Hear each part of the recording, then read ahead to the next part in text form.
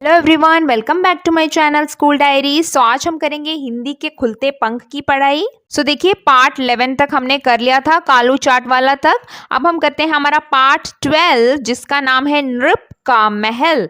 Okay, part 12 नृप का महल। इसमें हम र की मात्रा वाले शब्दों को पढ़ेंगे। ये कौन सा शब्द है? र से ऋषि, और इसकी मात्रा के शब्दों को हम इस चैप्टर में पढ़ेंगे। तो चलते हैं, शुरू करते हैं।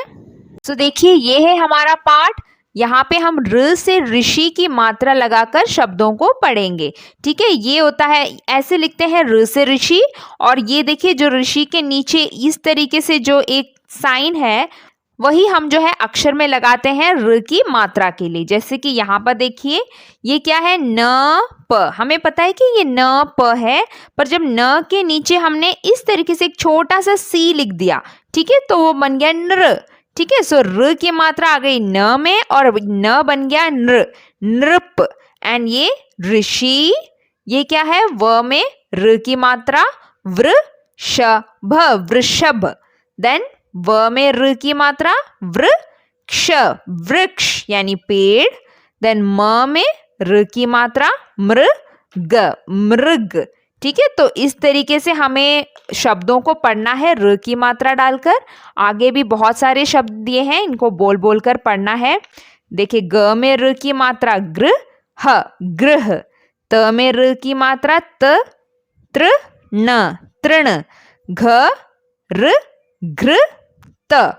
घृ में र की मात्रा घृणा, घृणा। मृदु, मृदु। कृपा, कृपा। सृजन, सृजन। कृपण, कृपण। कृतज्ञ, कृतज्ञ। अमृत, अमृत।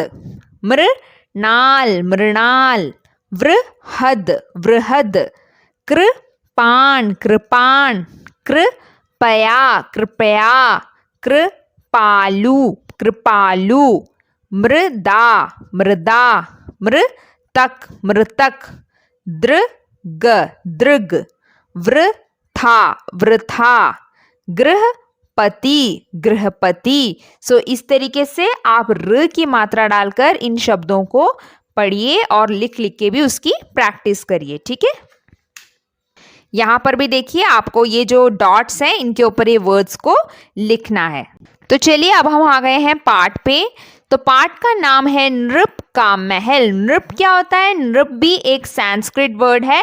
ठीक है, जब हम र की मात्रा डालते हैं, सो वो सब संस्कृत वर्ड्स होते हैं। ठीक है, सो नृप का महल। नृप मतलब कौन होता है? राजा। तो राजा का महल। अभी हम राजा के महल के बारे में पढ़ेंगे। सो पढ़ना शुरू करते हैं। एक महल था, एक महल था, यानी एक पैलेस था राजा का। वह एक नृप का महल था, वह एक राजा का महल था। नृप उस महल का गृहपति था। गृहपति क्या होता है? हेड, मतलब वहां का राजा, वहां का मुख्य आदमी, वहां का मेन पर्सन। सो नृप जो है वहां का मेन आदमी था, मेन पर्सन था। वह खूब घृत पीता था। घृत क्या होता है? घी। ठीक है, सो नृप क्या पीता था? खूब घी पीता था, घृत पीता था। नृप बड़ा कृपण था। कृपण मतलब दयालु था। ठीक है, अच्छा इंसान था। आगे क्या है? महल का भाग वृहद था। वृहद मतलब बहुत बड़ा, वाइड, मतलब बहुत फैला हुआ, बड़ा, लार्ज जिसे बोलते हैं। ठीक है, सो महल जो है, महल का भाग जो है, गार्डन बहुत बड़ा था। भाग का रखवाला तृण काट रहा था। भाग का रखवाला जो गार्डनर होता है, भाग की जो माली होता है, ठीक है, वो क्या कर रहा था? तृण काट रहा था। तृण मतलब घास। ठीक है, सो तृण काट रहा था।